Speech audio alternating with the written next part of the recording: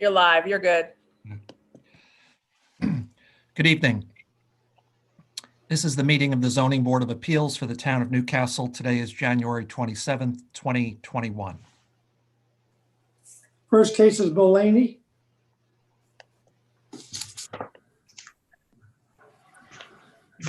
I know that Mulaney is here. Oh, yeah, hi, I'm sorry. I thought that Tim Leonard was going to speak on my behalf. I'm not sure how the procedure of this works. I apologize. That's okay. I'm sorry. If I could just add, would everyone try to keep their audio on mute until they're ready to speak, please? Thank you. Go ahead, Mr. Mulaney. Yeah, Tim, are you going to speak or should...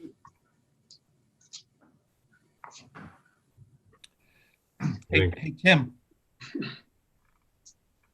Tim? I don't know if he can hear us, but I guess not. Yeah. Mr. Mulaney, why don't you get started? We'll see if we'll send someone over to Tim's house to wake him up. Thank you.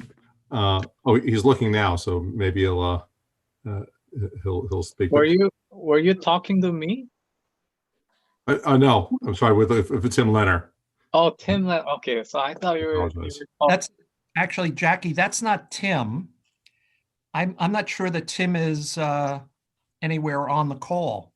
I don't see my brother on this call yet. Oh, Michael. It's Michael. Yeah. Hi, Michael. Okay, there is another attendee out there named Tim Leonard. Do you want me to bring him in? Yes, please. All right.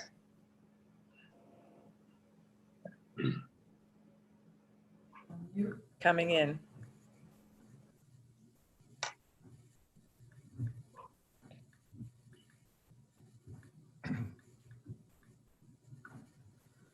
Tim, can you hear us? Yeah, I'm on mute. Thank.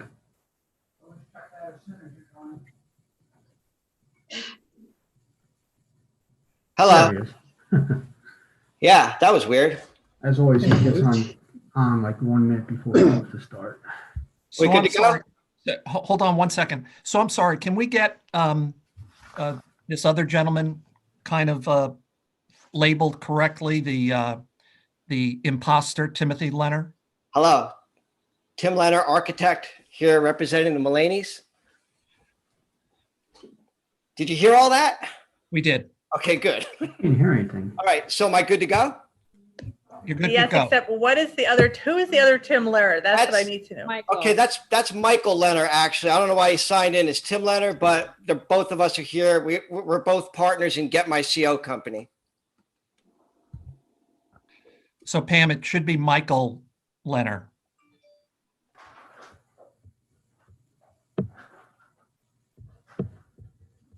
Okay, Tim, you're on. Okay, can I share my screen? Yes. Yeah. It's disabled right at the moment. Can someone let me share? Go ahead. Should be doing, yeah. Okay, there we go. So we're here tonight to legalize a third floor space that created a floor area ratio issue, as well as a third story height requirement, as noted in the denial letter here. This house was built in 2004. It had these square footages that you see here, all existing. And when the attic was finished, it tacked on another 760 square feet, which put it at 7294 total, putting us over the FAR limit, which you see is 6680.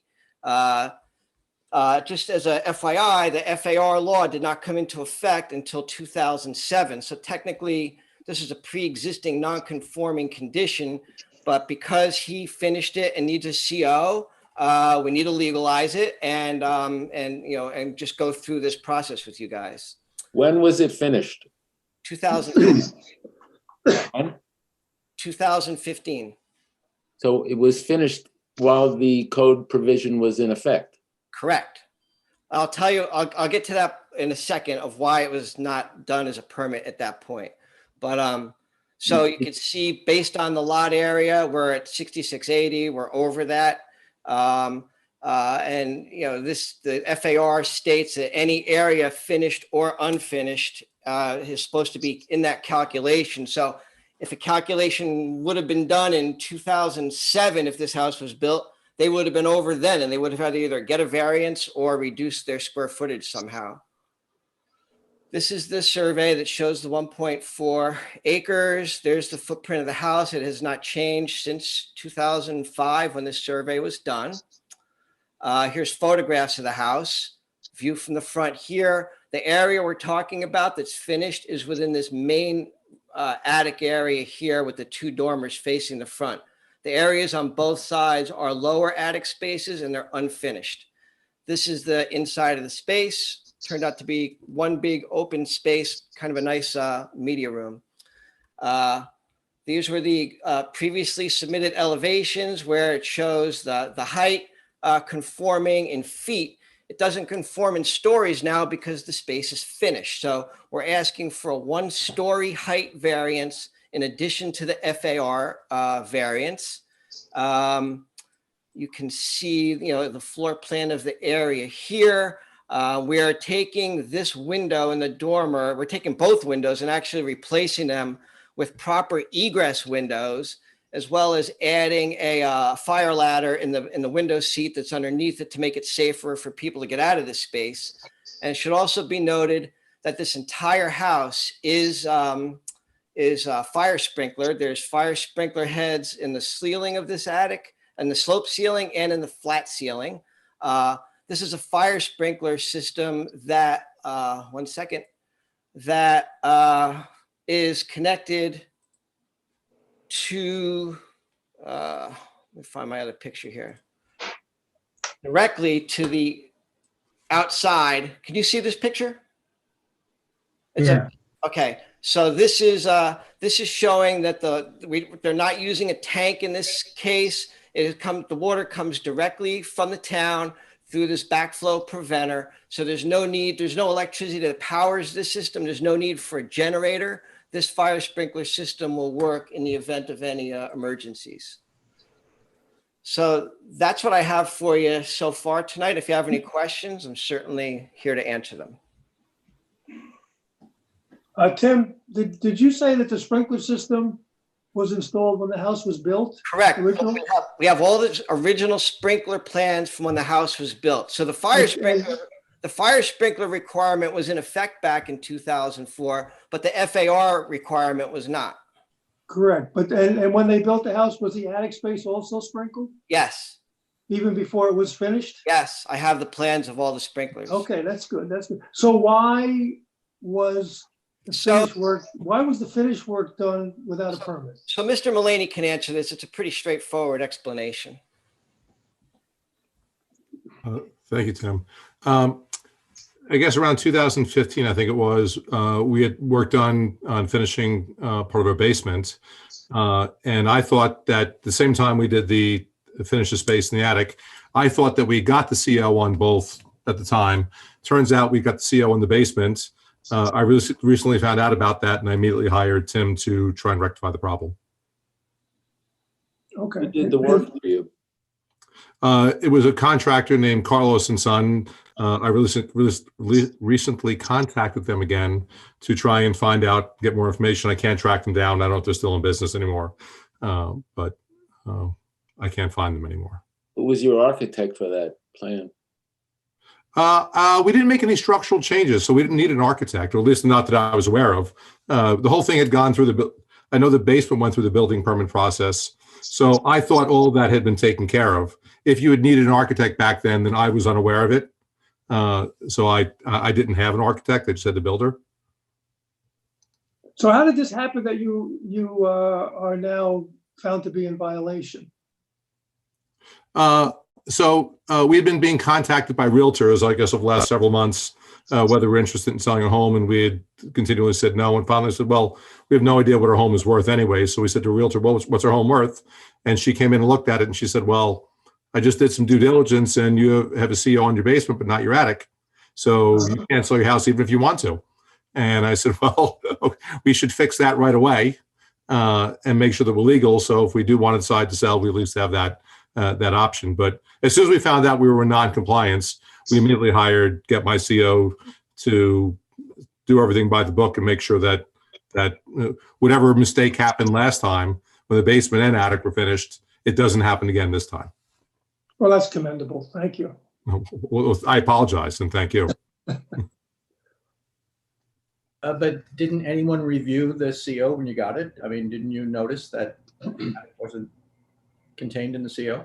I don't know. I looked to see what document I have, and I've been told that there is a CO on it, but I don't have that document, and so I didn't. I apologize. I was working in Manhattan. I just paid somebody money and thought it all got done for me, and so I don't even have that document now to look at. What is the reason now that you need to legalize the attic? You're not going to be using it if you're planning to move. Well, it's not legal, so I need to make it legal. Well, or if it was not legal, then you could be in conformity with the code and do whatever Tom wants you to do. The building department would require to. I don't know, Tom. What would he need to do to make it conform to the code without giving him the space to use? Well, because he's adding a story, he has to go in front of your board to make that the ability legal to use that space. That's what's pretty much generated him being here. Tim Leonard and Michael Leonard have given me the amenities, the fire sprinkler system, the egress windows, the legalization of the electrical work to make the space legal itself. But without the board issuing the right to make a third floor, the space cannot stay. Well, suppose the board decided that they didn't want to legalize this space, it would be setting a bad precedent. Then the space would have to be removed. And how would he do that? He'd have to file for a demolition permit to take all the contents out. Not sure that it would exactly be setting a precedent. I another project on one of my projects that wasn't illegal. It was actually a project we were working on to add an addition to a house next to the library. And it came upon us that they also had a third floor that they were using. And they successfully came here and got the same third floor variance. Well, there were probably different conditions and things that affected that particular project. I don't think that we have ever just given a FAR variance for someone who just wants to sell their house. Well, quite frankly, this FAR variance makes absolutely zero physical effect on the house itself, the square footage of the to the property. It really is a zero effect on any neighbors or anybody. So I don't know, other than telling them to rip everything out and undo it, there's really no other option than to come here and ask for the variance. I think the difference is that this is a significant amount of square footage.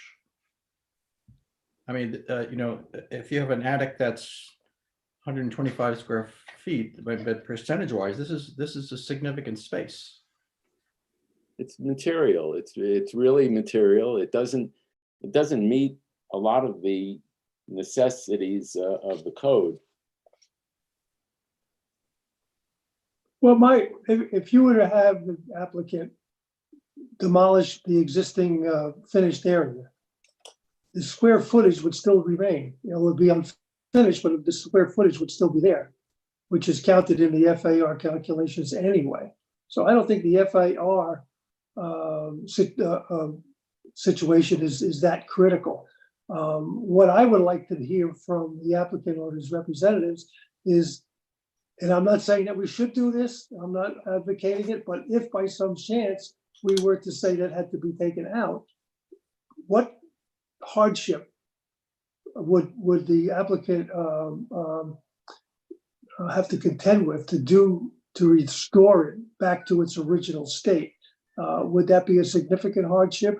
And what benefits would the town get for the restoration of it back to its original space. And we should get the applicant or his rep to give us the information on that and have it for the record. Stephen, you want to answer?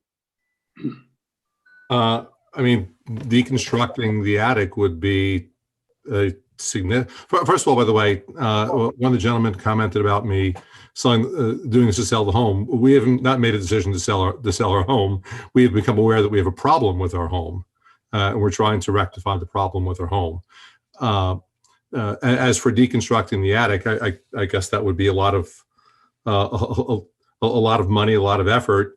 We would have to, I guess, take out the air conditioning system, do the electrical. We'd have to rip out the carpet that's up there. I've never thought about what would be involved in taking a finished space and making an unfinished space again, but that would be a tremendous amount of work and a tremendous amount of money. I don't know that there would be a benefit to the town to remove it as opposed to the benefit of the town to tax it.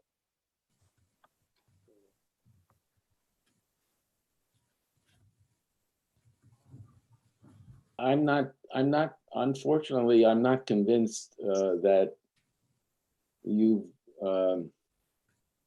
gotten past the requirements of the code. It's a material variance. It's self-created hardship. There is another way to achieve the legality of the home. It may be costly, but there is a means of doing it. Well, like I said before, there is no change in the character to the neighborhood. There's no real environmental impact. If anything, the insulated space is a better quality space for the house than it was before. They'd done a spray foam application on all the rafters. So the house is an extremely tight, energy efficient house now. Yes, it is a self-created hardship, but that doesn't necessarily mean that it outweighs the balance of the balancing test for the 5 points. We notified all the neighbors. I don't know if anybody's here tonight to, have a say about it or not, but it's like I say, it's a balancing test, and that's for you guys to judge whether you believe it needs to stay or go.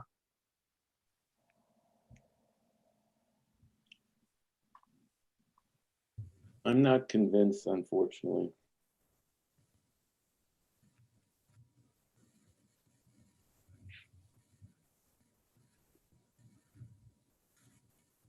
This is Tom. From a fire safety standpoint, the space being finished having an active alarm system and functioning sprinkler system is more likely to be a safer environment than having a vacant attic with a minimal alarm system and maybe lesser suppression system, because they may remove sprinkler heads depending on the need for them.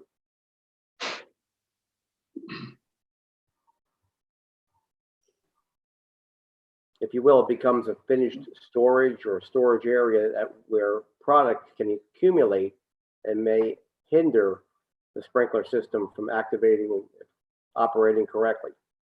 Tom, is it true in order for it to become a storage space, we'd have to remove all the sheetrock from the walls and the ceiling? It becomes an unfinished space, yes.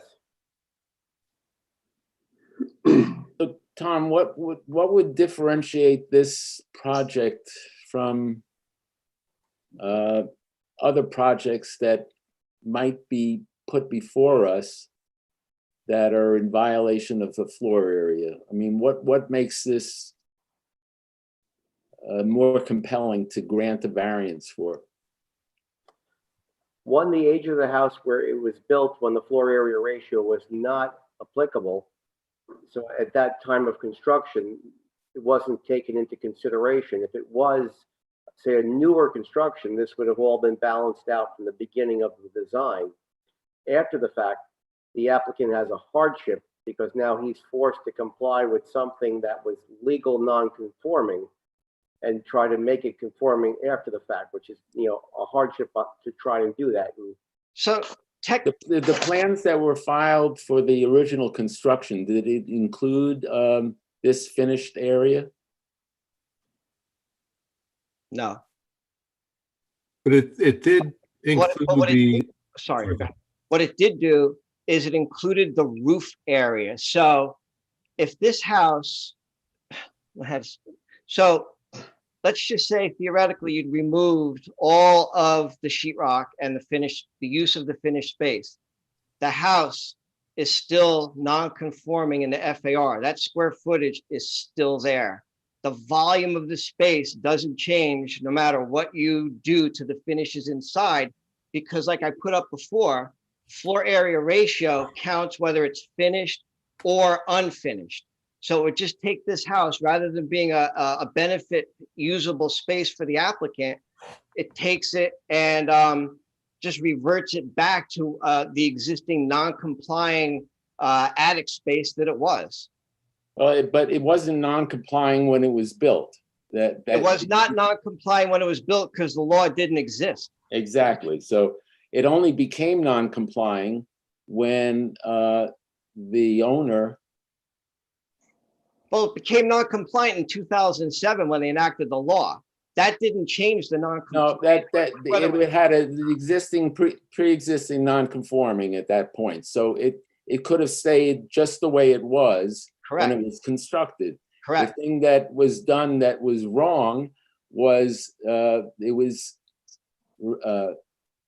altered in 2014 or whatever it was, or whenever you did it, and it did not follow the code provisions at that point. If I could comment, please. When I want to make sure we have the good information. When the house was built, the attic was anticipated at the time to be a finished space. That's why the skylights are in the attic. Otherwise, you wouldn't put skylights in an attic. And the sprinkler system was put in for a finished space. That's why the whole sprinkler system was done the way it was then. When the house was built back in 2004, the intention in 2004 was actually to finish the attic, and it was structurally designed that way at the time. It was the plan at some point to do it all along. Well, that makes a difference. I'm glad you mentioned that. But when I asked the question initially, someone said that no, there was no provision in the original plans for ever, using that space. Well, what you're telling me now is that you had sprinkled it and everything else so that it was ready to be converted into a usable space. So I apologize for the inaccurate answer earlier. Yes, well, if you look at the photos and the original plans, you'll see that the skylights are put in, the sprinkler was put in, and structurally, when to finish the attic, there was no structural work that was done. It was simply putting on the sheetrock and putting on the carpet, the floor, and the air conditioning unit in, because everything had been made already for that back in 2004 when the house was originally built. Including I find that to be meaningful. And so I apologize.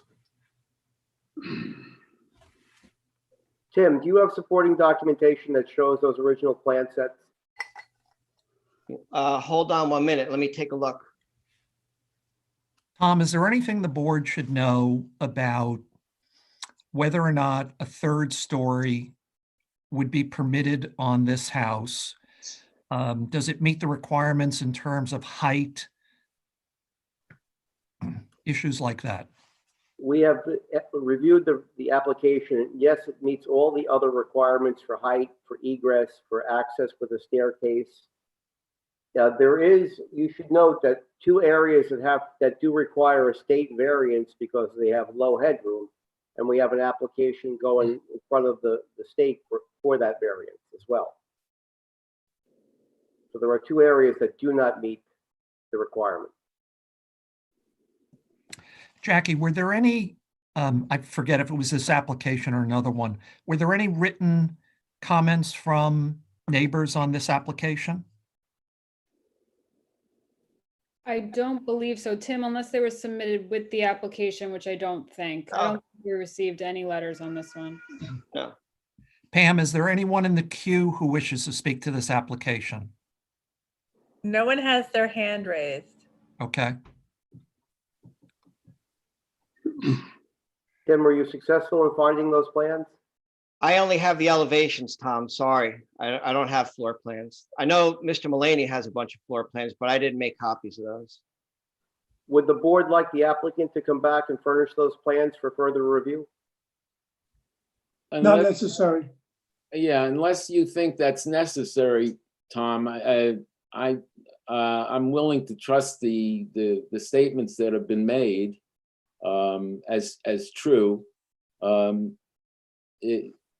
Unless you feel that we need to back it up with actual plans that show those things, but I'm willing to allow this to go forward based on what's been said about how they anticipated at all times in 2004 to do this work, but they just hadn't finalized the plans, but it was ready for a final restoration in that respect. At that time frame, this was common practice to leave these as bonus rooms to be finished when the house was sold. They were outfitted with electrical, sprinkle, access, and just not sheetrocked and carpeted based on the purchase prices. They could make a deal with the builder to finish those areas. So this house in that era would have been a prime candidate to be just like the applicant is saying. It was outfitted to go, but not there. Yeah, like I said, we have the fire sprinkler plans that do show all of the heads in the flat and the slope ceiling. So it certainly looks like it was intended at some point to be finished. If I can comment on one further thing, even the HVAC, if you look at the ductwork, and I think there's an HVAC plan, all the ductwork was put to the outside as well to keep the middle open so that it could be finished as well. That's true. Both air handlers are on either side of those lower two attics that I showed you. There's really no, it was a pretty simple change. They had to do no structural work or no major mechanical work to finish this space. They literally just had to bring up some insulation, sheetrock, carpeting, and a railing, and they were done. I thank you, but those are significant as far as I'm concerned, because it shows the intention to finish the space when it was originally done, and it's meaningful to me because it adds to the ability to call it a previous existing non-conforming. So I have thank a you. question to that. If you have to get two other variances from the state for low ceiling heights, were those also pre-existing? Were there also rules that didn't exist back then? Well, Because if they did exist back then it wasn't. well, but you want me to show you the areas we need the ceiling height variance? They're kind of silly, and we're going to get them, but I'll show you where they are. The question was, did those code requirements exist in? In 2015, yeah, I mean, in 2004 or 2015. Because honestly, in 2004, I mean, look, we had a choice here. They could actually box this section in and not need a variance at all, but we're trying not to touch it. So we're asking for a variance for this tiny little section where this is really just an attic access door to go in and service the mechanical stuff, and there's some storage back there. The only other tiny spot where there's a variance issue is right here, that little tiny section, which again, probably could make it go away if we wanted to without a variance, but we're choosing to keep the space as it is and get the minimal, it's such a minimal variance that, Tom signed off on it as well with his, with the form that he has to fill out for the state. So they're kind of minimal variances that I don't even have to actually get them if I don't want to, but it's a wise thing to do in this case. Pam, I understand we have someone who has raised their hand and would like to be heard. Yes, Thomas Bundaran. Please put them through. Yes. Yep, you can speak. You're unmuted. Okay, I just can't, I don't understand how this is working. I can't see my face now. I have another person with me, Ellen Dawson, who were here. You're not, there's no camera. It's all just, you're allowed to speak as a participant. We can hear you though. Okay, I was waiting for the issue on 100B with the fence. You're talking Wrong about application. Excuse me? We're not up to there yet. Yeah, we're not there yet, Mr. I apologize. Okay. Any member of the board have any more discussion that they would like to continue on this matter? No. If not, then I'll make a motion that we close the public hearing. I'll second that. Chairman Kenneth Cooper, In favor? Anthony Giardina, Aye. Harvey Bonaparte, Aye. Michael Nolan. Aye. Thank you very much, gentlemen. I really appreciate No. it. Thank you for listening. We're not Yeah. No, finished. no, no, not yet. Um, Oh, that just closed the public hearing? Darn. Harvey, because you've become an authority on this application, do you want to make the motion? Not really. I'll make the motion. Come on. I'll make the motion. Is that okay with you, Mr. Chairman? Absolutely. Okay. So I will make a motion that the application of Stephen and Linda Mulaney for a variance to use a third floor space where only two are allowed, and for a FAR variance of 614 square feet be approved for the following reasons. The attic space in question was originally intended to be used as a finished space when the original construction of the house was done, and wasn't done at the time, but it was prepared for it in such a way as to make it an easy conversion. There are sprinkler systems fully installed for safety. The electrical system is fully certified. There are egress windows to meet the code. And the FAR that we talked about originally wasn't even in existence at that time. So it's a pre-existing legal non-conforming situation with regard to that. And if we should grant this variance, there will be no undesirable change to the character of the neighborhood. The house as it exists will look exactly the same, whether we grant or not. There is no other method feasible to achieve the desired end other than to grant the variance. If we were to not grant the variance and the existing space had to be demolished and removed, it would be an extremely difficult and expensive situation for the applicant. The applicant at the time was finishing his basement and had permits for that and continued to do the attic space without realizing that the permit for his basement did not include the attic, even though he considered it to be just a minimal additional effort. There'll be no adverse effect to the physical environment or conditions in the neighborhood. While this is technically a self-created hardship, the benefit to the applicant far outweighs any detriment to the town or to the neighborhood. And for those reasons, we should grant. I second. Chairman Kenneth Cooper, In favor? Anthony Giardina, Aye. Harvey Bonaparte, Aye. Michael Nolan. Aye. Now you have your variance. Thank you. Have a good night. Thank you very much. I Bye. apologize for this, but thank you very much. I appreciate it. You're welcome. Good night. Good night. Have a good night. Jashiva is next. Hi, good evening. My name is Brad DeMott. I'm an architect representing David and Stephanie Jeshiva. And we're proposing hang on a second, let me just dig up this.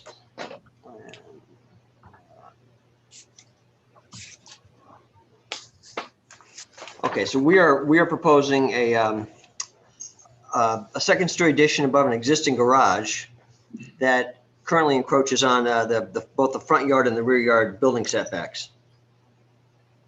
This is technically it's a corner lot in the 1 acre zone, and the lot area is just about 3/4 of an acre, so it's a non-conforming lot, being less than an acre.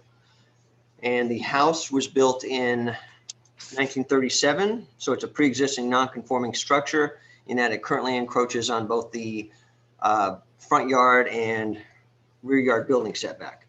And note that this is considered a corner lot, but one of these, the Ludlow Drive is a public road, but the other road is a private shared driveway. There's only one other house at the end of that driveway.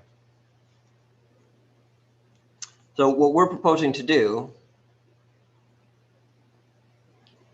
is to build a second-story addition above the existing garage, which you can see here.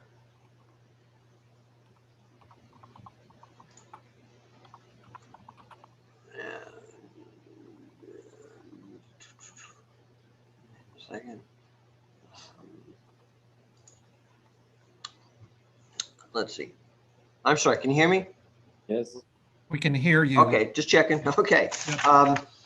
So we're building an addition above the existing garage, and the garage currently encroaches on the building setbacks. The garage is going to, or the addition above the garage is going to be the same footprint as the garage itself.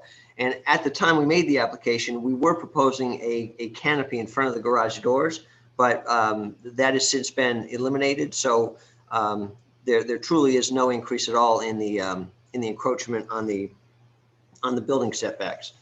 There were two previous variances for this project. One was for the pool, and the other was a front yard setback for the for another addition by a previous owner. In terms of hardship, there is. Let's go back to the site plan. So as far as the hardship goes, we have a non-conforming lot being undersized. We have a non-conforming house, and that already encroaches on two of the building setbacks. And then with regard to the balancing test, there's no undesirable change to the neighborhood. There's no adverse effect on any of the neighbors. It can't be achieved by any other method other than a variance. And the variance itself is not substantial in that it's not increasing the degree of nonconformity. And this difficulty was not self-created.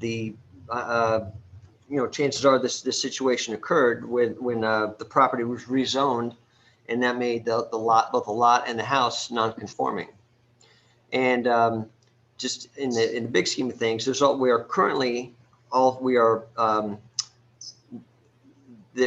over on the max allowable development coverage. It's exceeded, and we're proposing to reduce that by 200 square feet to bring it a little closer into conformity.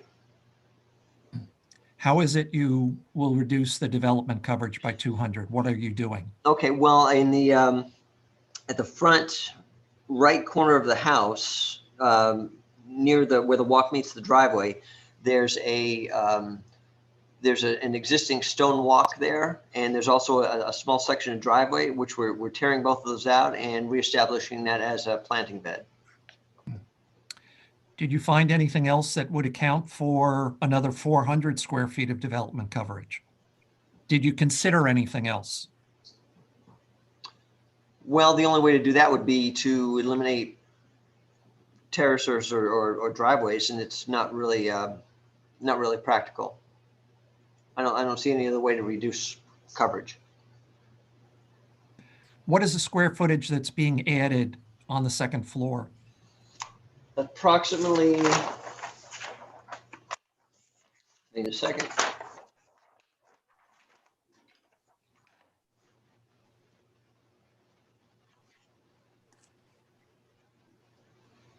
I would say a little over 600 square feet. There's no issue with building coverage or floor area. The variance is strictly for encroaching on the setbacks.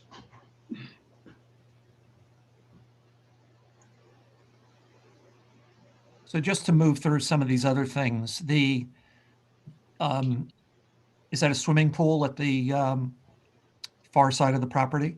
Yes.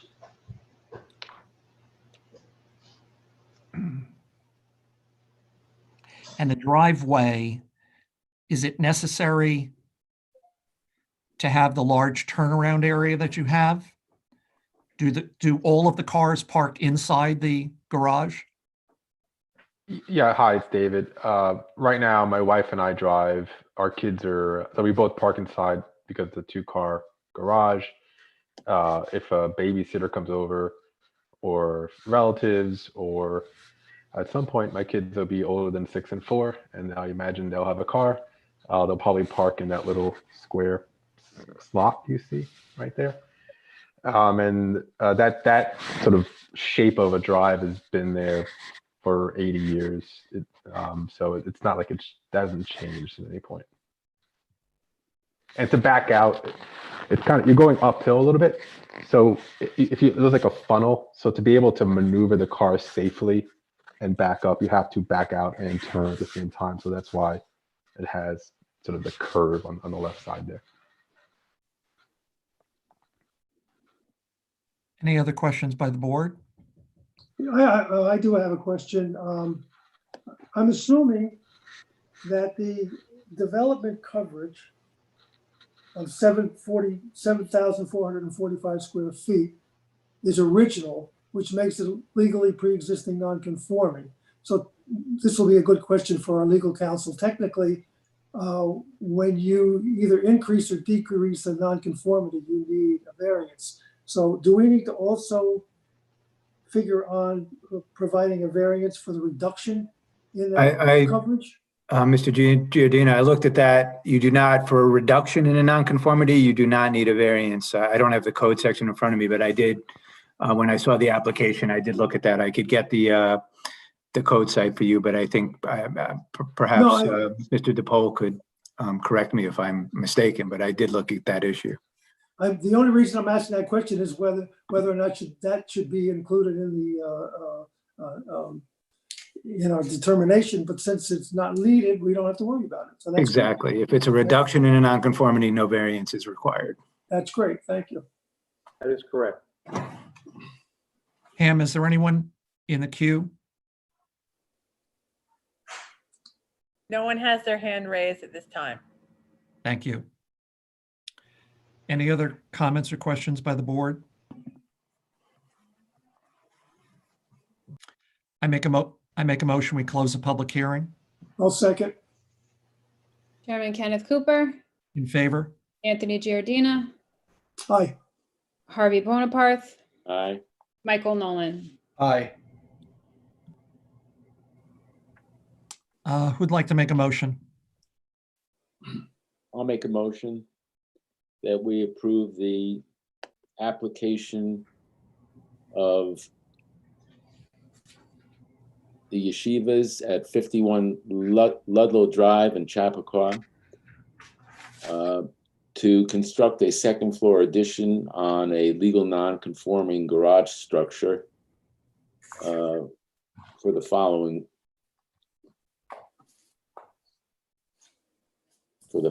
reasons.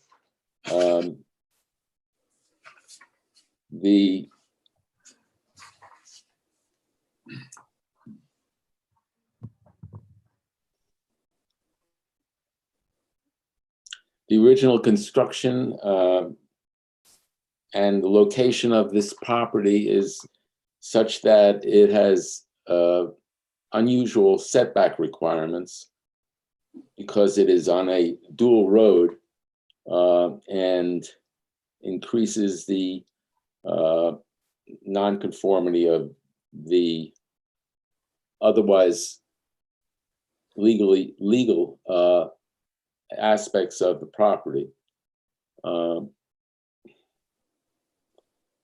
The required front yard setback is 60 feet.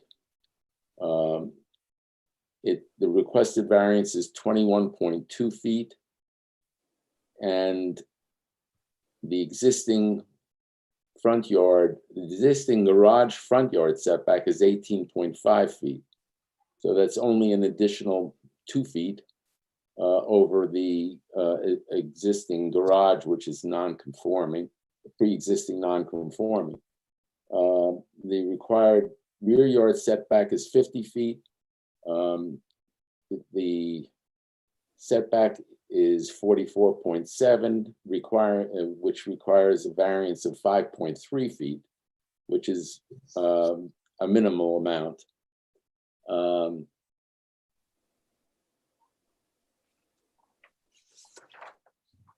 The applicant has demonstrated the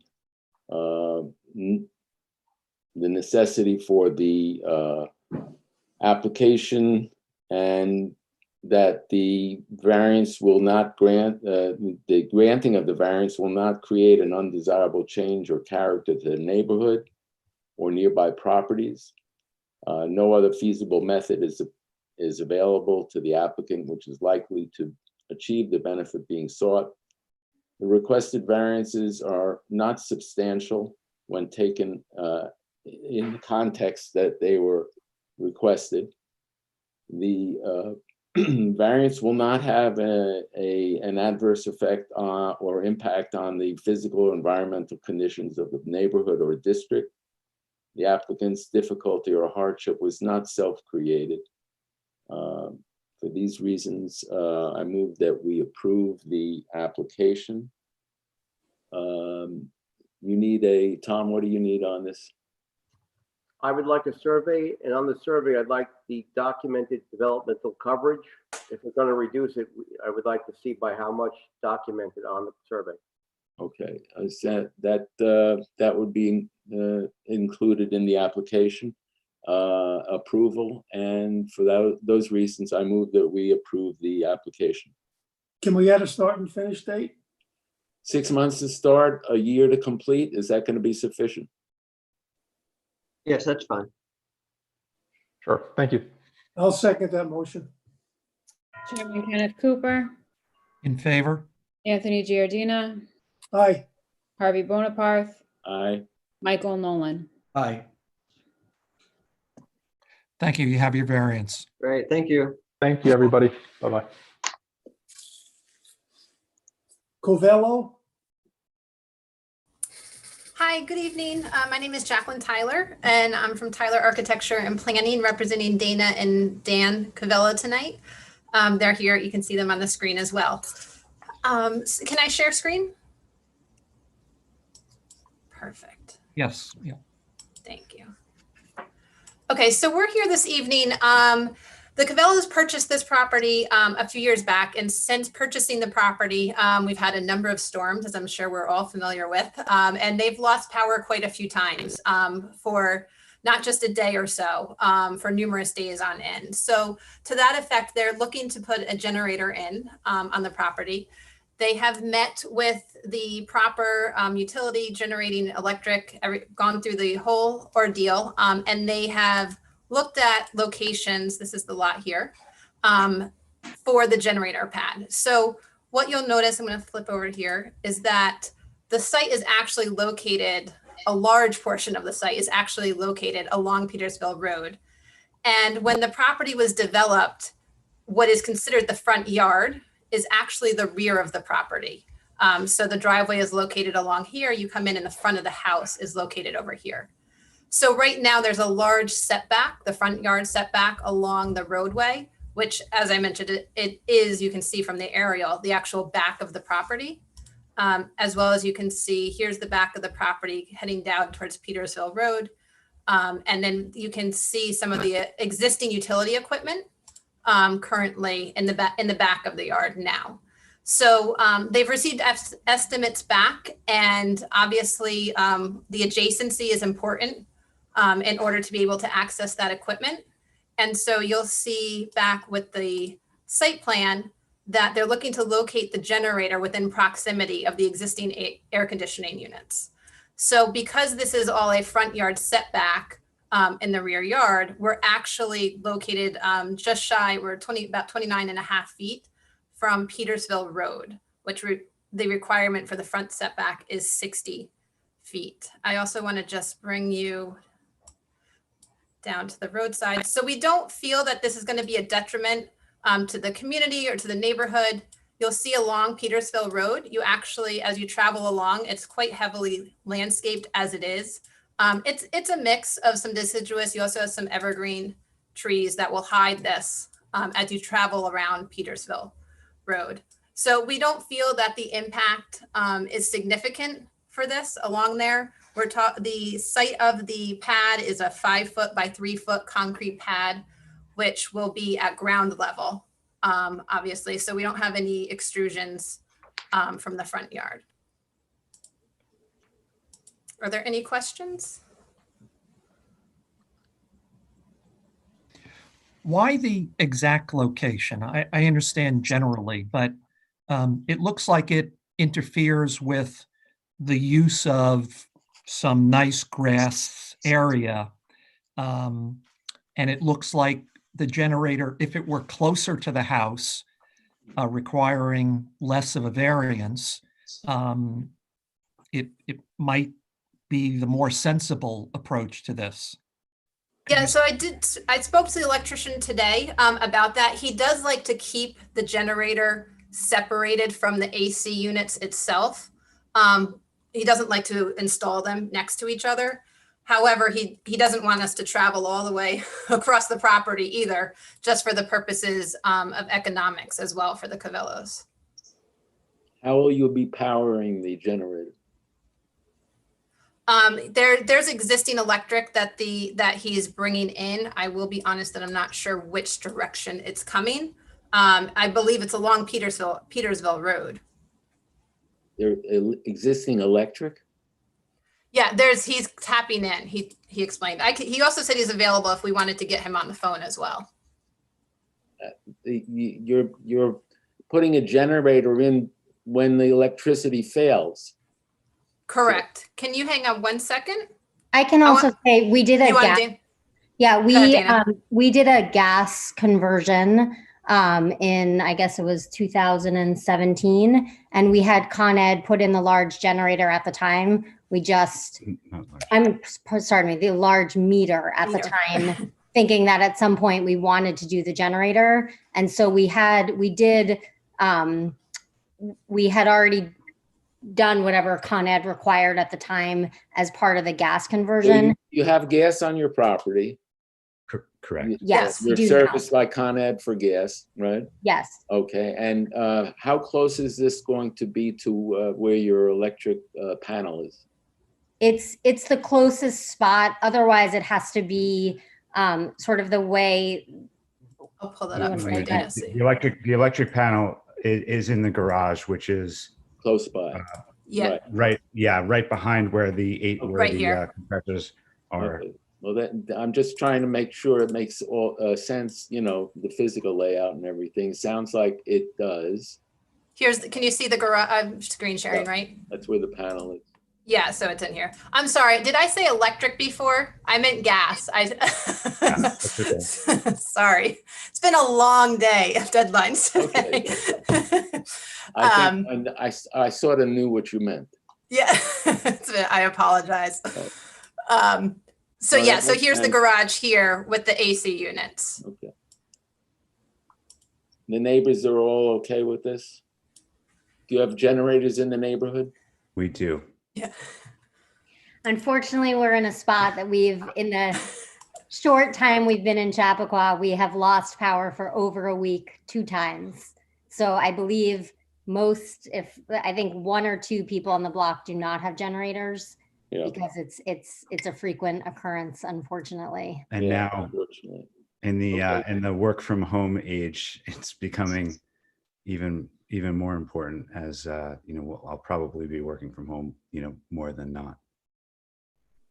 And Mr. Cooper, also to answer your question, I think you asked about the location here as well. We did explore other options, including trying to get it outside of the setback.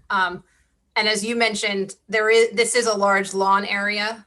And this area as well is actually where most of the activity is taking place next to the patio. So this felt like although it is lawn, it felt like it was the correct location. Are you putting screening around the generator at all in shrubbery or? There's existing along the street, but I did speak with the electrician today who felt, yes, that we could install some arborvitaes along the Petersville Road side.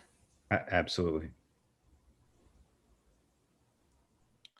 Pam, is there anyone in the queue who wishes to be heard? No one has their hand raised at this time.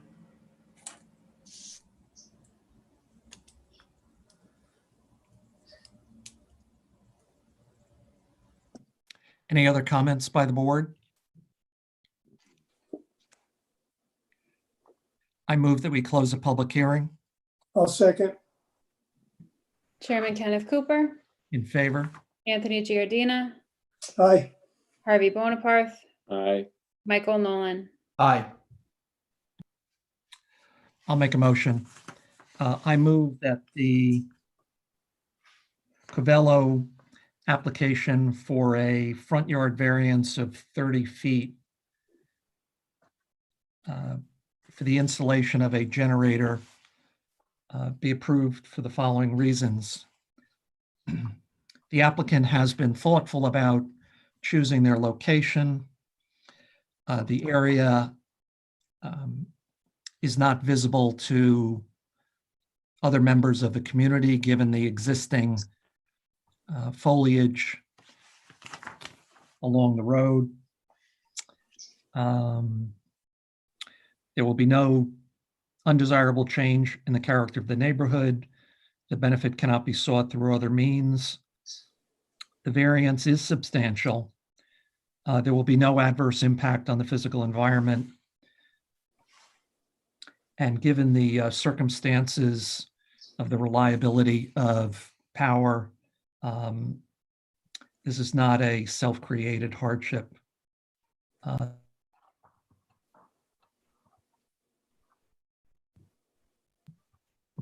You're muted, Ken. You're muted, Ken. Sorry. Tom, do you need a? Yes, sir. As Certainly, built? please. Yes, please. Okay. Ken, I think the variance isn't it 30.5 feet, 30 feet and a half? I was going to suggest the same thing. You should make it 31. Okay. Let the record show that. For 31 feet, I'll second it. Chairman Kenneth Cooper, In favor? Anthony Giardina, Aye. Harvey Bonaparth, Aye. Michael Nolan. Aye. Thank you. You have your variance. Thank you so much. Thank you very much. Thank you. Have a great evening, everybody. You're welcome. Good night. Good night. Sung Kwan Kim.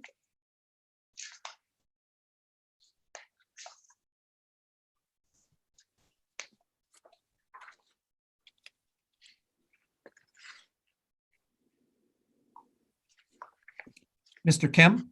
Mr. Kim, you can unmute yourself. Yes, I'm here. Please tell us why you're here this evening. Yes, so basically, I'm trying to set up a fence around around my property, and then with the elevation that's there from the compared to the street level, the ground that I have to install the fence is way below, way too low, and then so basically we wanted to set up a 8-foot fence along the one side of the road instead of the 6-foot. So I'm sorry, are you saying that the topography slopes towards your house and therefore an 8-foot fence actually reads as a 6-foot fence? Yes, so I kind of measured it, and compared to the street, like the height of the street, our ground at the lawn and on my yard is like about 3 to 4 feet lower. And yeah, so basically I try to seek for some options, and then it turns out it was more reasonable to ask for the 8-foot fence variance instead of the raising the ground, which is more expensive, and then yeah, and also still keep some privacy around the property. So is it only this one side of the house that you're looking to install the fence? Well, actually, there's 2 streets. So basically, the Sawmill River Road, and then there's a driveway from the townhome down below me, and that joins the Sawmill River Road. But then we're only planning to install the 8-foot fence right at the corner, and then the Ledgewood Commons driveway. Is your circumstance Mr. Kim, is it unique within that development? Or are there other neighbors that have a similar circumstance and are trying to? So it's kind of different from the rest of the neighborhood, because in that our ground level is pretty low, and then and also the house happens to be on the corner lot. So basically there will be 50 feet setback on each side from the corner lot. And basically it'll just, yeah, I don't know. Honestly, I don't really understand your question. Can I help out here? Yes, Yeah, please. if you could, Yes, Tom. that'll be appreciated. Being it's a corner lot, our town code requires from that corner point that the fence go 50 feet each direction and then make a diagonal across the property, not to Right. block line of sight. Yes. So that what you're seeing on your site plan is not representative of what the fence will really be. It's going to start at that northwest corner, go southerly along Sawmill River Road and go, I guess that would be easterly along the Ledgewood access and 50 feet in each direction. And then from those points, go diagonally connecting. Yes. He's not going to have a squared property. He's going to have a diagonal cut across his property. Yeah, that side plan or the diagram wasn't really representing what needs to be done. I just came to realization that just a few days before, but then the surveying person, the surveyor actually marked the 50-foot setback on one end, and he was gonna come sometime this week to set another one from the corner pin, so that we know where we need to set up the fence. And yeah.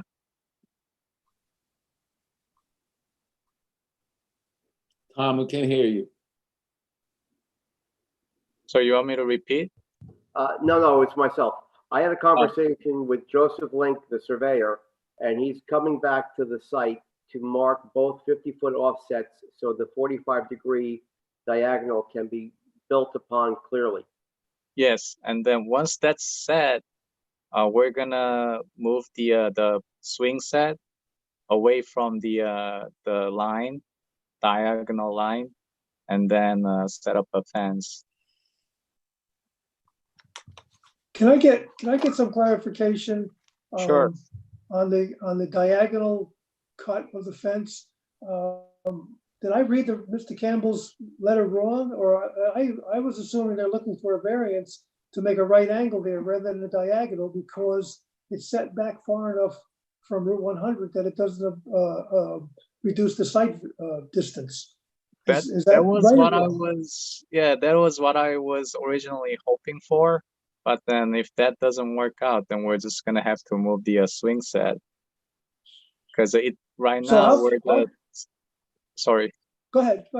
Yeah, right now where the swing set is in place, it kinda go the diagonal line just goes straight through the swing set, and basically, yeah, that doesn't really. So we're gonna either have to move the swing set and then set up the fence following the 50-foot diagonal line, or yeah, to be honest, I don't know. I mean, I'll just go with whatever the town board, the zoning board, make a decision on. But then there is actually a town property, like a little land between my property line and then the both streets, and it seemed to me it was actually kind of wide enough to kind of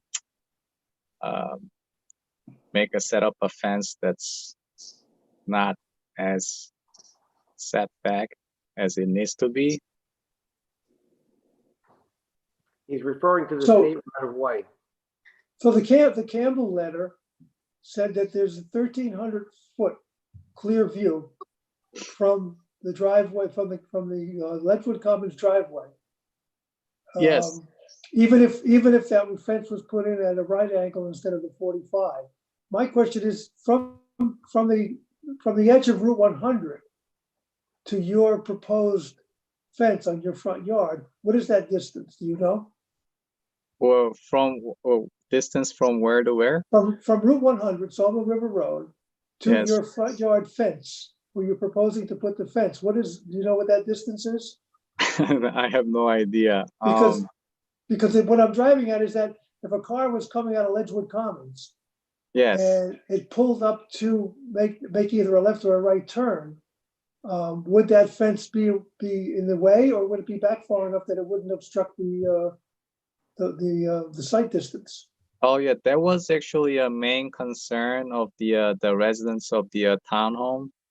But I'm actually using my cell phone. But then if I can share the screen, how does it? Is there any way to do that? You should be able to. Yeah. I mean, do you see this picture? No. No. No. Okay. I gotta get used to this. So how do I? Do you make see at the this- bottom? Do you see at the bottom of the screen, Mr. Kim? There's a share screen. Oh yes, yes. Okay. Icon. Okay.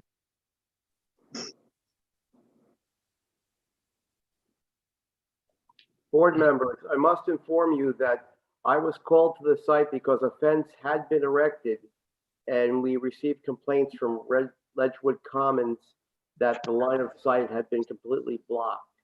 Oh yeah, but the issue was I wasn't so when I first installed the fence, the survey line that I had was from 1950, and basically it was incorrect. So the fence was it was installed a little about 3 foot towards the street, which ended up blocking the view for the drivers. And then about a week later, the installer came and they took it all down. And then the survey was done again by Mr. Joseph Link. And basically now I've been waiting for this meeting to see what needs to be done. So let me see. What was the height of the fence that was originally constructed? So it was 6 foot on the street on one side, and it was the 8 foot on the other side. But then they had to actually make some adjustments on the height of the fence to make it more leveled, because the ground wasn't even. So, but now with the new survey line, all the ground is somewhat even with the new survey line. I am having trouble understanding, but I don't have accurate surveys or pictures or anything related to the positioning of what the applicant is asking for. So it makes it very hard for me to see exactly what you're asking for. Okay, give me 1 second. I'm gonna try and share the Google. Oh wow. What is it? Sharing the screen.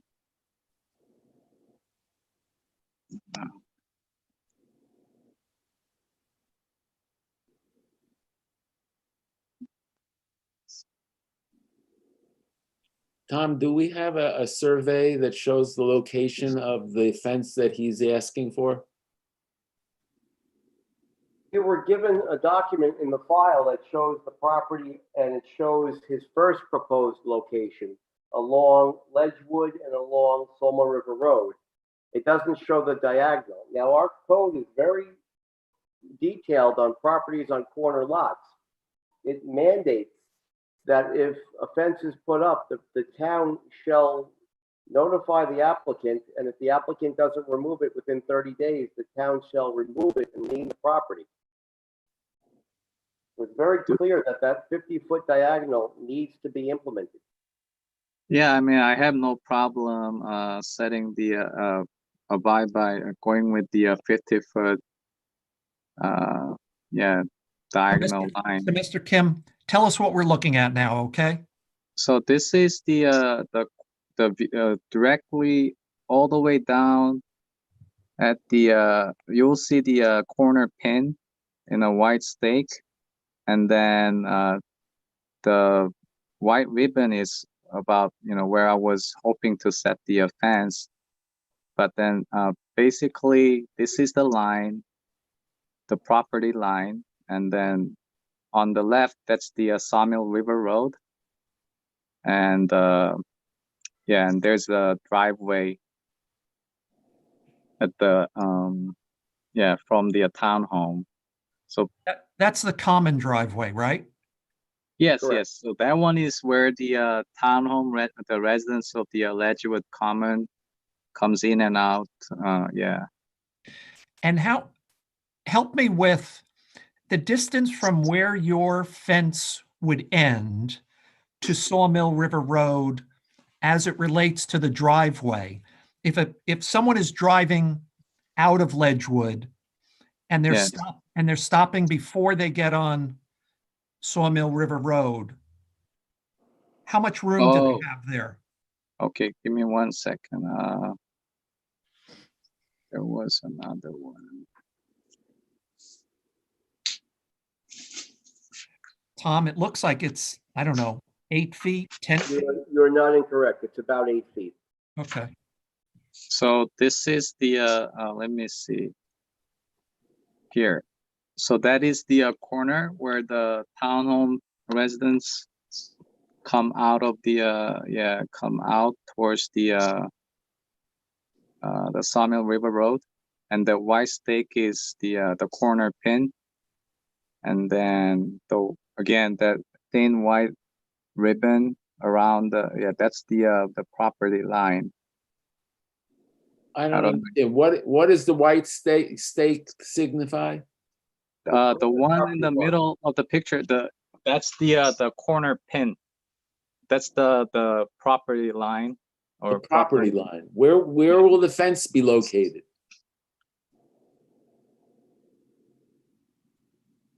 The fence will be located. Are you putting the fence, Mr. Kim, on the property line? Not at the corner over there, but then do you see this little white ribbon that comes all the way from all the way farthest away towards the stake, and then it makes a Yes. turn? How far is that from the stake? 6 feet? That is, no, that's way more than that. That is Okay, that is at least about 20 feet. 20 I feet. believe Mr. DePaul was there the other day to take a look at it and take some pictures. I can explain what's happening here. From that white corner post, that's the property corner. If you go away from that post down the hill, you'll see another stake down by the base of that trunk of the tree and the white other fence posts. You see where that other stake is? In the ground there, adjacent to the white fence post laying down? Yes, we see it. Well, That's the wait, I don't see 50-foot it. But it's all the way down at the. Do you get to see the zoom in version? Like I'm actually zooming in right now too. I'm looking at the picture that you're showing, but I only see one white stake. And there's all the way to the end between the trees, all the way at the end. All the way at there's the another end white of the- line.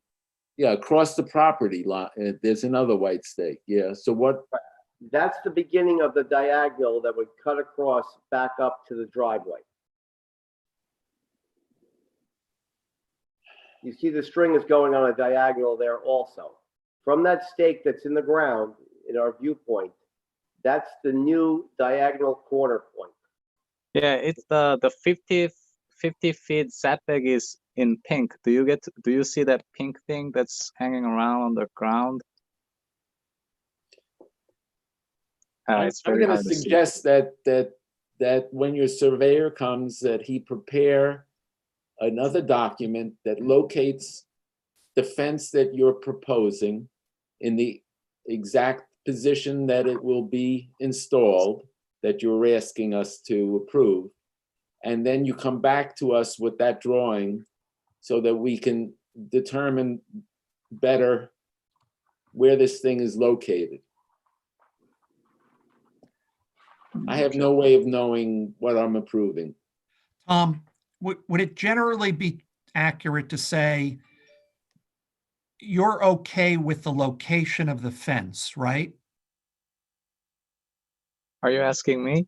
No, I'm asking Tom. If he puts the fence you're according to the code and goes with the diagonal, he does not need a variance for the placement of the fence. He needs a variance for the height of the fence. Just the only. height, okay. So Harvey, I'm not sure that, him coming back, matters in that particular case. I think, I mean, there's more to this as far as the 8 foot goes, because I know that the community has an objection to this, but Well, will the objection by the community, Tom, is that solely related to the sightline? And yes, sir. Yes, all right. And is the location that the applicant is proposing, does it eliminate the objection? It is compliant to the code. So yes, it eliminates the it may not eliminate the objections, but it allows the fence to be installed by law. So the sightline's not interfered with?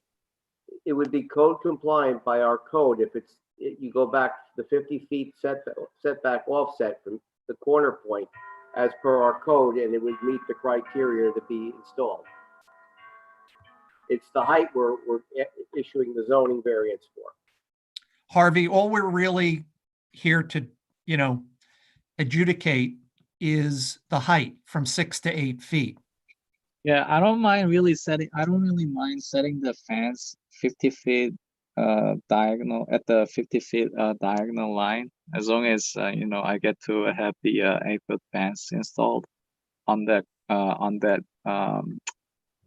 side, parallel to the common Ledgewood Commons, and then just at the corner, the diagonal line that's created. Is the 8-foot section of the fence the section that is a problem with the sight line, or it's not? Well, technically the ground level on my yard is far below, is lower than at least like 3 feet. So basically, but we can't if really I set up a 6-foot fence, then it'll be very, I don't know, it'll be just like a 4-foot fence. Can I get some clarification here? Sure. That's the diagonal line going through the swing set.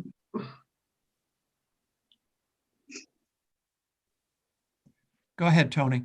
Okay, I'm kind of familiar with this area because I've been in Ledgewood Commons for other reasons at other times, and I understand what's happening. And I do agree that the 8-foot fence would be no problem because his piece of property drops off precipitously from the road. There's a steep drop off, and putting an 8-foot fence in there would look like a 6-footer from anywhere you're looking except from inside his property. The question I have is that the letter that we have received from Campbell Engineering is requesting the 2 areas. There's one for the 8-foot fence and one for getting rid of that angle. And his contention is that the original fence was placed wrong, and when moving it to where it's supposed to be is going to create a situation where the sight line onto Route 100 is not obstructed. So are we going to ignore that and just say we're going to go for the angle on the fence and just go for the 8-foot variance, or does Mr. Kim want to continue with his request for the fence being a right angle rather than a 45-degree angle? So I don't know what we're voting on here. When and if we get the vote, I'm not sure what we're voting on. Yeah, because if the getting that right angled fence installed is not, it can't be determined at this meeting, I might as well just drop that one and then go with the 8-foot fence. Because it seems like the questions, I'm not really prepared for that one because you're asking the distance from the street. and then all that. So I wish I was prepared more for it, but Well, it's unfortunate that Mr. Campbell couldn't be with us tonight to answer some of these yeah, I questions. mean, Yeah, because I spent like almost the same amount of money for this application to be prepared by Mr. Campbell to the actual cost of the installation and the fence material fees. So I really can't afford anymore, to be honest. Okay, well, I hate to see you not getting what you want, but There was no yeah. variance requested. There was no variance noticed or requested for the location of the fence. It was only for the height of the fence, is my understanding. So we could not grant that variance tonight because it was Oh, never that's fine. noticed. Yeah, I'm just gonna go with the. I already spoke to my wife and she's okay with it. It's just a bit bitter, but then we're already prepared for it. So as long as we get to have the 8-foot fence, then we'll just figure out moving the swing set and then install the 8-foot, because that fence has been sitting since like November. So I don't know when they're gonna come. And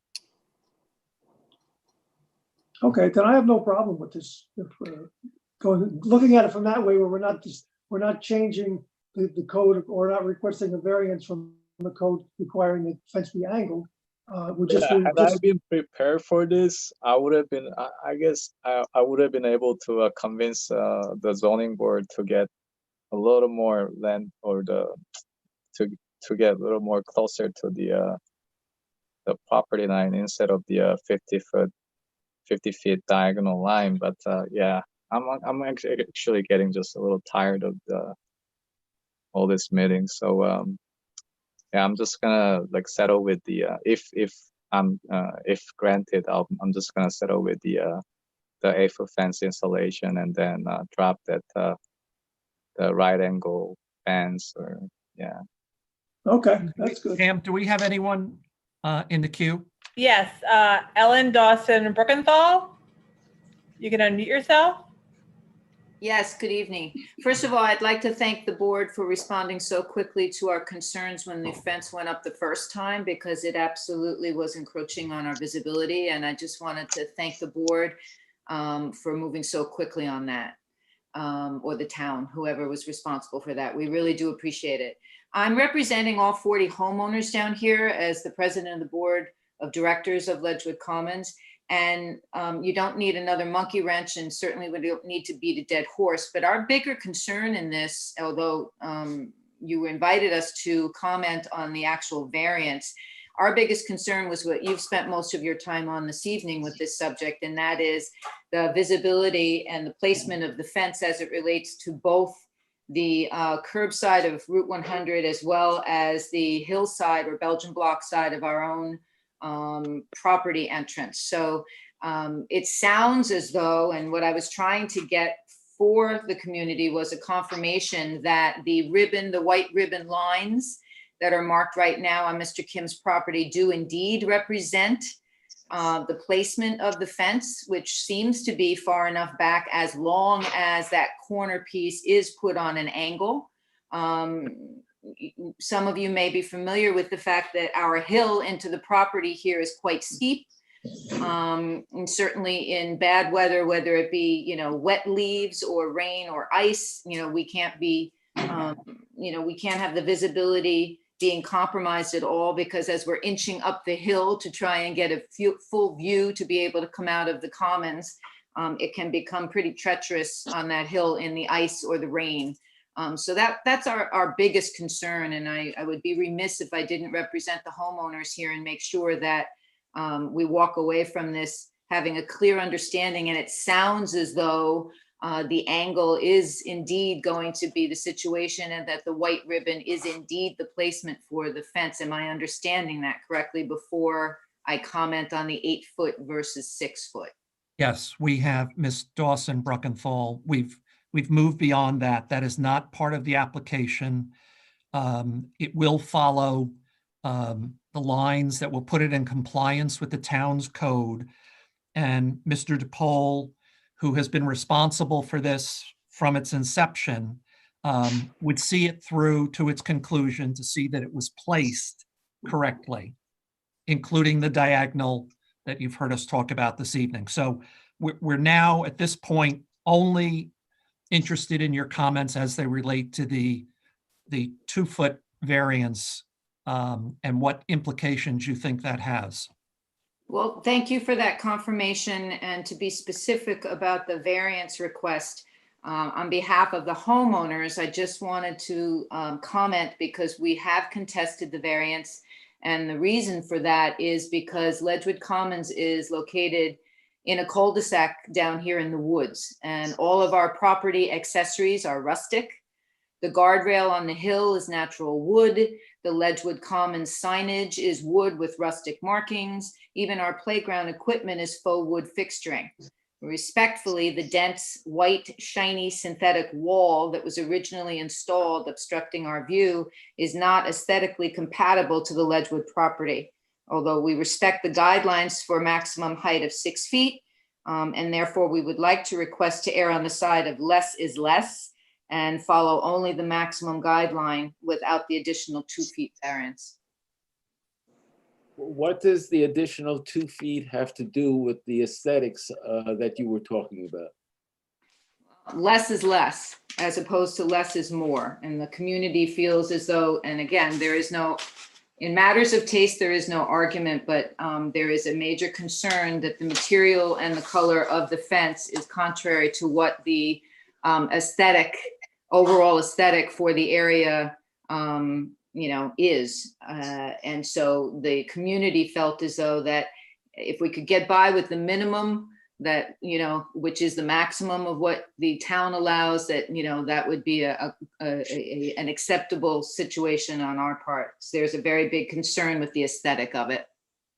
But you're okay if the fence is located on the ribbon area, the line that's formed by the ribbon? Only with the angle on the corner, because then you really do have a clear sight, a clear line of visibility in and out of here. And keep in mind also that many of us over the years have literally blown by the sign here at night.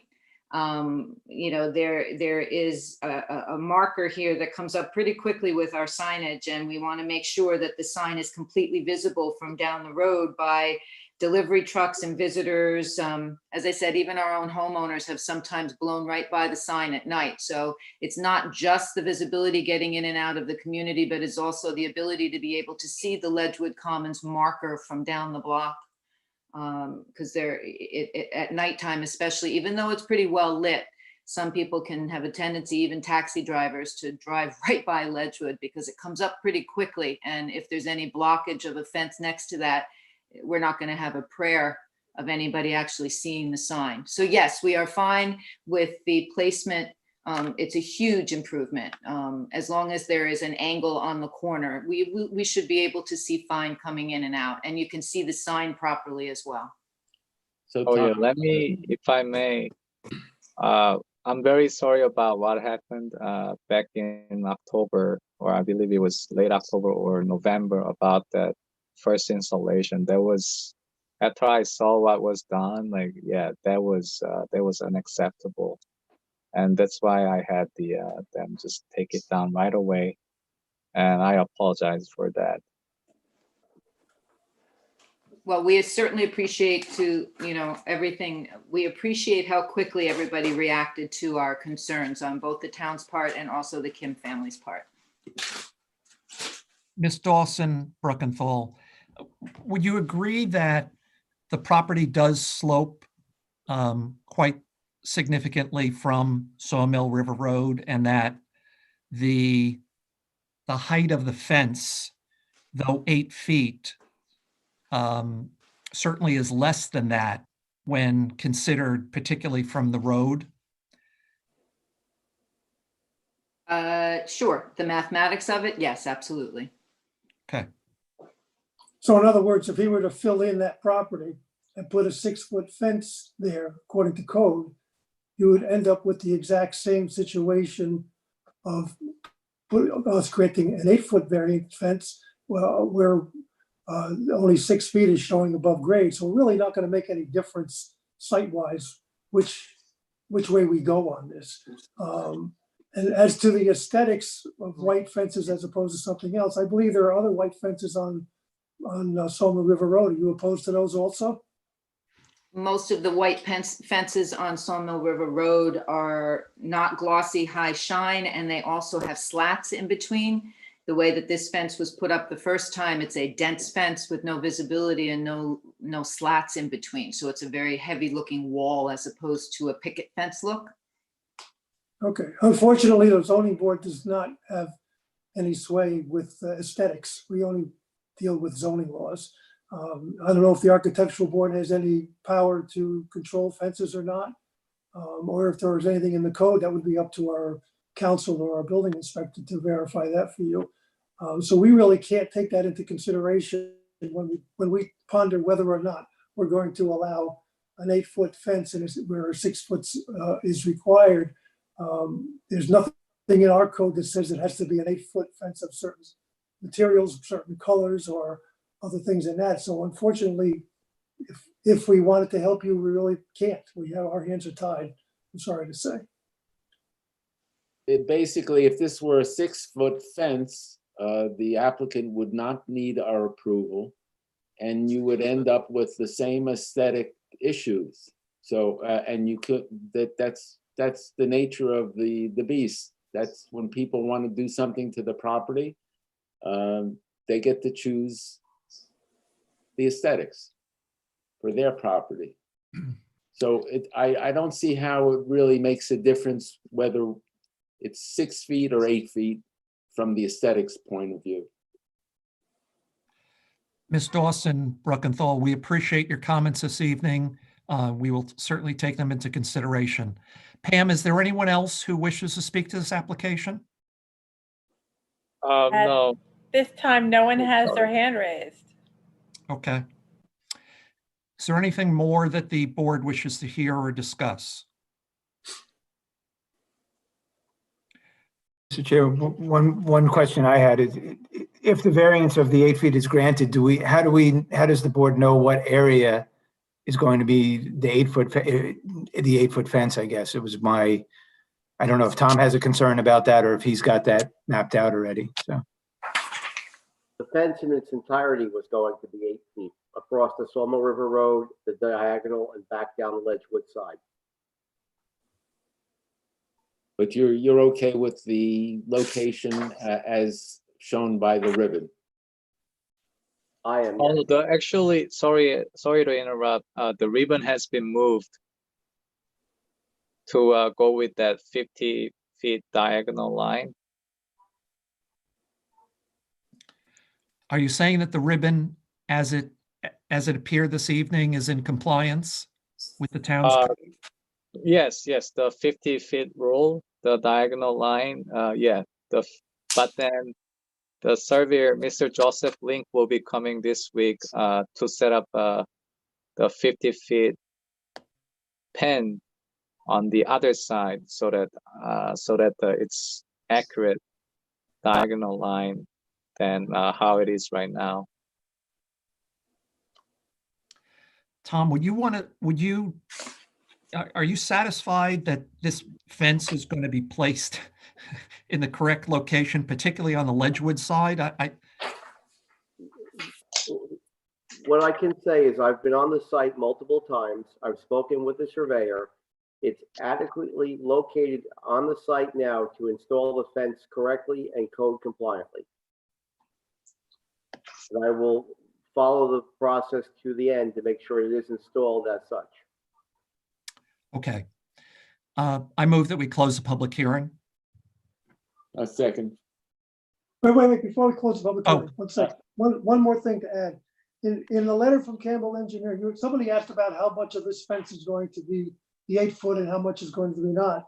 In Campbell's letter, he's saying that the 8 foot fence would extend 40 feet along the front on the northern side of the sideline, and it would extend 88 feet on the side. Then the rest of it would comply with the 6 foot requirements. So that should be probably put into the resolution so that we do have a dimension as to how much of this fence is going to be 8 feet and how much of this fence is going to be 6 feet. Does anybody have any objection to that? The numbers are inadequate. They don't allow for the diagonal. They allow for only the right angle. Because he was originally asking for a variance for the right angle. Correct. So What you can say is the fencing that's along the Solma River Road and along the Ledgewood will be 8 foot. The balance of the fencing will be 6 foot. That's what I wanted to clarify. That's exactly what I wanted to clarify. that would satisfy the dimensional requirements by the town. Correct. Okay. All right. No problem. Thank you. Now you can go ahead. I move that we close the public hearing. I'll second. Chairman Kenneth Cooper, In favor? Anthony Giardina, Aye. Harvey Bonaparte, Aye. Michael Nolan. Aye. Would like to make a motion? Go for it, Tony. I'm sorry, Harvey? Tony's dying to do this Oh, one. Tony, be my guest. I don't have a Giardina. problem with this. Okay, I'll make a motion that the application of Sun Quan Kim for a fence height variance of 8 feet where 6 feet is allowed be approved for the following reasons. The property in question slopes steeply down from the road, and the placement of the fence in the stated location, although it will be 8 feet high, will only appear to be at 6 feet high from the road and from the driveway going into the Ledgewood Commons the development area. The granting of the variance will not create an undesirable change in the character of the neighborhood. There's no other method feasible to achieve that desired end. In my opinion, the request is not substantial. It's only 2 feet, and it's 2 feet that won't even be noticed because of the terrain situation in that area. There will be no adverse effect on the physical environment of the neighborhood. And although this is a self-created hardship, the benefit to the applicant will far outweigh any detriment to the town or to the area. And the placement of the fence of the 8-foot section of the fence will be along the Route 100 Solma River Road line and along the entrance to Ledgewood Commons. The remainder of the fence, if any, will be meeting the code requirements. What are you going to need, Tom, for measurements or something? How are we going to state that? You need a survey showing I need where a this. survey at the end, yes. You'll need an as-built survey showing placement of the fence and the heights in the certain areas. Will that Well, the heights cover it? I will be able to inspect myself, but I will need a survey dictating that the fence is on the property line. It hasn't weighed from that. Oh, okay. All right. So as our building inspector stated, I'll include that in my motion. And you'll have 6 months. Do I need to submit another survey? Yes, because you've got to prove that it's on your property line. Okay, based on what was drawn last time, right? The building department will have to answer that. I would accept a letter from your surveyor that the fence was constructed on the property line. We don't need to have the full survey. I just need documentation that the fence has been put on the property line. So do I get the? And Tom, what about the distance from the 50-foot distance then? Do you need that marked or? Excuse me, those are physical stakes that are going to be in the ground. I can see those stakes. They're not removed. Oh yeah, they're there. So what do I get the letter from Mr. Link, the surveyor, after I set up the fence or before I set up the fence? Afterwards. After, okay. Okay. And to complete the motion, you'll have 6 months to start and 1 year to finish. Okay, thank you, sir. We're not finished. So who's going to second it? I second. Chairman Kenneth Cooper, In favor? Anthony Giardina, Aye. Harvey Bonaparte, Aye. Michael Nolan. Aye. Thank you, Mr. Kim. You have your variance. Thank you. Thank you for your time. Thank Have a you. good night. Hello, dental clinic.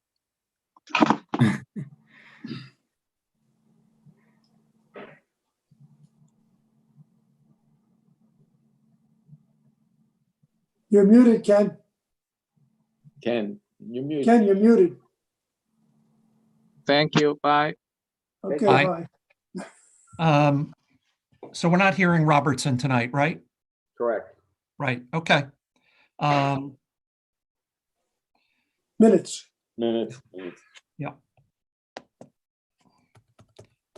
I make a motion that the board adopt the meeting minutes for the December 21st meeting. I'll second. Chairman Kenneth Cooper, In favor? Anthony Giardina, Aye. Harvey Bonaparte, Aye. Michael Nolan. Missing in action. You got a winning vote Three- there. 3 is enough. Or 3 or 4. One thing before we go, Tony, I mean, I've seen in other communities where people have been asking for fence height variance or fence location variances, and they make them, they do make them change the facade or the color or whatever if they're asking for a larger fence. I mean, I know that wasn't really applicable here necessarily because it had the same appearance, but I've seen that in other communities where if you're changing the location or height of a fence, they do try to make it less noticeable, I guess, so. Well, maybe they do that, but my feeling is that's not our job. We're not the aesthetic police.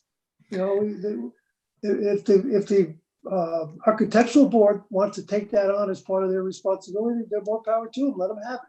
But I don't think that we should beat somebody up in an aesthetic sense. Just like what would you call that? You're blackmailing somebody. Say, I'll give you the variance if you change the color of the fence. I don't think that's. I think it applies more when you're making the fence closer to the road, making more noticeable to the neighbors maybe, but that's, that's the type of situation, that's the type of situation I think it would come up more. I'll go for that. All right. Thank you. No problem. Okay, thank you, everybody. See you next month. Thank you very much. Take care. Thank you. Take care. Thank you, Pam. Bye. Welcome. Bye. Bye-bye.